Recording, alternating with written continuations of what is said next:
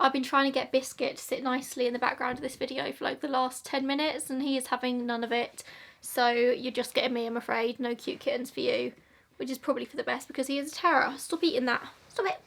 I've been finding myself getting so in my head about what to film for this channel because I'm like, it needs to be something clickbaity, it needs to be something like people are going to watch, it needs to be different and quirky, and that's a lot of pressure to put on yourself. Like, I want this channel to grow, I do. I can't deal with the pressure of actively trying to make it grow, so I figured, let's just do a book haul. Did I put myself on a book buying ban at the beginning of this year? Yes. Have I bought all of these books anyway? Absolutely I have. In my defence, pretty much all of these books, some of these books, the majority of these books were secondhand, so that counts for something, I think. If you're not already on it, I highly recommend using Vinted for secondhand books. You can get some amazing bargains on there. Like, a lot of these I literally bought for like £1 in like a bulk package deal on Vinted, and I was so happy with that. I find good deals on there all the time. Also, hi, if you're new here, I'm Georgia, by the way. I talk about books, mostly queer books, a lot of psychological thrillers.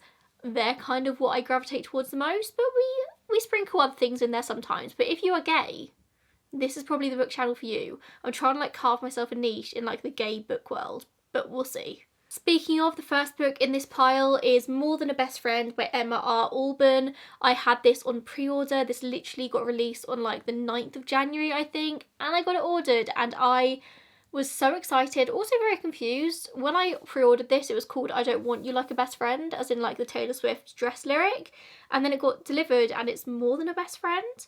I don't know if that's like a British American difference. Very confused about it. Didn't do any research as to why that might be, but I thought it was weird. I have started reading this. I'm about halfway through. I don't want to spoil my eventual review of this book. I am finding it very much just okay. It's beginning to pick up a little bit. Like, I'm how many pages in? 155 pages in. It's beginning to like get a little bit better. I found the first like 50 pages so boring. This is a Regency period sapphic romance. It's really cute. This is meant to be an adult romance, I think. There's yet to be any adult romance in it. I sort of feel like it's erring more into YA at the point I'm at now, but I'm gonna fight through to the end. Maybe it'll impress me in like the last half. But yeah, I was so excited about this. I've been excited for this book for so long, and yeah, we'll see. We'll see. Then we have A Scatter of Light by Melinda Lowe. Anyone who's been around on this channel for more than like one video will probably know that one of my favourite books of all time is Last Night at the Telegraph Club by Melinda Lowe, and this is by her. Rhubarb's coming to say hi. Do you want to say hi, Ruby? A lesbian book channel where there's cats coming out of every single corner. How stereotypical. This is my Rhubarb. In all honesty, I have no idea what this book's actually about. I'm hoping it's another like historical sapphic fiction book, but it could be anything. I haven't really heard anyone talking about it. The blurb on the back reads, Aria Tang West was looking forward to a summer with her best friends. One last round of sand and sun before college. But after a graduation party goes wrong, Aria's parents exile her to California to stay with her grandmother, the artist Joan West. Aria expects boredom, but what she finds is Steph Nichols, her grandmother's gardener. Soon Aria is second guessing who she is and what she wants to be, and a summer that once seemed lost becomes unforgettable. For Aria, her family, and the queer community Steph introduces her to. It's the kind of summer that changes a life forever. I am excited to read this. It doesn't really sound very historical, but I do love Melinda Lowe's writing, so I've got high hopes. This one might be cheating because I've already read it, but I did buy it this year, so it does count. This is Our Wives Under the Sea by Julia Armfield. This book, I literally devoured it and I haven't stopped thinking about it since the day I read it. How do you begin to describe this? It's kind of like sci-fi fiction, but that really put me off. I didn't pick this up for ages because I like generally am not a sci-fi person. But it's like science. So you have wives, a pair of wives, two wives, a married couple, and one of them is a marine biologist, and so she quite often goes in submarines onto the seafloor, and she goes off on these like expeditions for a few weeks at a time, and her wife is on land basically waiting for her to come back. Only one time, I've forgotten their names. Leah goes off on her expedition under the sea and she doesn't come back. Like, Her submarine is lost. Miri is stuck up on land, like really not having any clue what's going on. Nobody's communicating with her. All she knows is that Leah went under the sea and she just hasn't returned. So eventually she's like, well, she's definitely dead. So Miri very much goes through the grief process. She makes her peace with the fact that Leah is gone. And then Leah comes back. And I kind of thought it was just going to be like a story of grief and how to, like, how do you like fall back into a relationship when you've already grieved the death of that person? Like, how do you sort of continue with life after that? Only things get weird, and that's all I'm gonna say. This isn't entirely like realistic, it's not true to reality, but it is sci-fi. It's just so beautifully written. Julia Armfield has this way of like taking these really abstract thoughts and feelings that everyone has, but nobody really puts them into words apart from Julia Armfield. Masterclass, is so good. This next one is Angels by Rachel Churcher. This is a book that I actually got sent. Honestly, the best thing about doing this channel is being sent books. Like, I don't think that novelty is ever going to wear off. I've only been sent 2 so far. But still, the novelty is big. This is Angels. So angels have lived among us for as long as we can remember. They don't have powers, but they do have wings. They've always hidden their wings and who they are until Cain. Melody Abbott remembers the day she saw Cain's taboo-shattering billboard, a beautiful model showing his wings on Oxford Street on a photo as tall as a building. When 16-year-old Mel finally meets her idol, disaster strikes. Can she find a way to free herself from his shadow, and what will the future hold? Angels is a coming-of-age story, a university heartbreak novel with a twist, a celebration of friendship and desire, and an exploration of attraction, identity, and self-expression. It takes courage to find your wings. I am very, very intrigued to read this and eventually let you know what I think. This next one I'm so excited for. This is Hani and Issue's Guide to Fake Dating by Adiba Jagadar. I read The Henna Wars by the same author and I really enjoyed it. I thought it was so cute, and so I've been wanting to pick this one up for ages. Adiba Jagadar writes about Asian teenage girls coming to terms with their sexuality. I feel like she's really filling like a niche within her writing, so I don't really know of any other authors who like fill that niche. The blurb of this one is easygoing and popular. Hani Khan has it all until she comes out as bisexual and her friends don't believe her. An academic overachiever, Issue Day has a lot to prove, but her shot at head girl relies on being popular. Their solution? Pretend to be dating even though they hardly know each other and definitely don't like each other. But as they get closer, things get messy. Can 2 Bengali girls find happily ever after, even when the odds are stacked against them? So it seems like in this one we have a sort of like enemies to lovers. No, not enemies to lovers. Yeah, enemies to lovers and fake dating kind of vibe. I love that. You know how much I adore YA fiction, like YA sapphic fiction. It just like feeds the child in me. Like, I wish I had books like this when I was a teenager, and I'm always so jealous of teenagers nowadays because, like, imagine being a little gay teenager nowadays. Like, you must have so much representation, so much media to read, and I wanted it so badly. I think one of the reasons I stopped reading when I was a teenager, because I read voraciously when I was a kid, and when I hit like 14, 15, I just stopped reading because I just couldn't find anything that I related to, and I didn't really understand that at the time, but in hindsight that was definitely one of the reasons why I sort of like lost interest in books. This is one of the ones I actually picked up on Vinted, and you can see like it's not in the best condition ever, like it's a little bit like frayed at the back, but like, does it really matter? Not really. Like, they're books, you read them once, you put them on your bookshelf, you sell them on, you give them away to somebody. Like, they don't need to be in amazing condition to be able to read and enjoy them. So Vinted, honestly, more people need to be getting on Vinted. Sell your books on Vinted as well. I'll probably buy them. Oh my god, I went to visit my best friend in London last week. She lives in like South London, and we were wandering around Brixton and we saw this really cute little second-hand bookshop, and I was like, let's go in, why not? I'm not going to buy anything. I'm on a book ban, I'm not buying anything. Anyway, I went in and I bought 2 books. I've been wanting to read this one for ages because I've seen so many good reviews of this book. This is 7 Days in June by Tia Williams, and it is a contemporary love story, I think. 7 Days to Fall in Love, 15 Years to Forget, and 7 Days to Get It All Back Again. When Eva Mercy, a single mother and best-selling erotica writer, and the enigmatic award-winning novelist Shane Hall meet at a literary event in New York, sparks fly. What no one knows is that 15 years earlier, teenage Eva and Shane spent 1 week together, madly in love. While they may pretend to be strangers, they can't deny their chemistry. Over the next 7 days, amidst a steamy Brooklyn summer, Eva and Shane reconnect. But Eva is wary of the man who broke her heart and wants Shane out of the city so her life can return to normal. Before he disappears though, she needs a few questions answered. This sounds incredible. Any books that are New York, like I'm there instantly, already sold. I can't wait to read this. I have a feeling it's going to be a heavy one though, so I'm going to wait until I'm in like a good headspace before I dive into this one. Yeah. No way. I don't believe that. Really? I'll tell him. I will.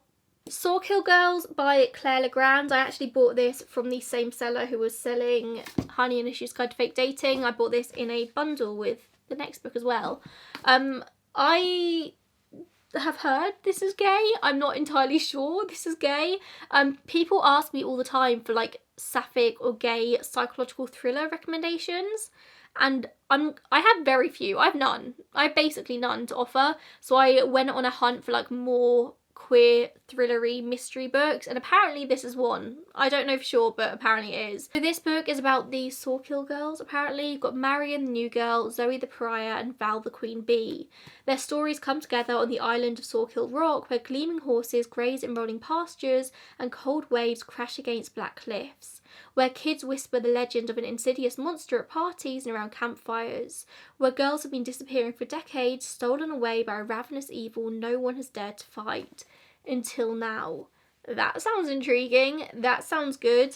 It's about 3 girls, so chances are one of them's gay. It's also like quite a chunk, like it's quite a big book. 447 pages. That's a lot of pages, so I'll let you know.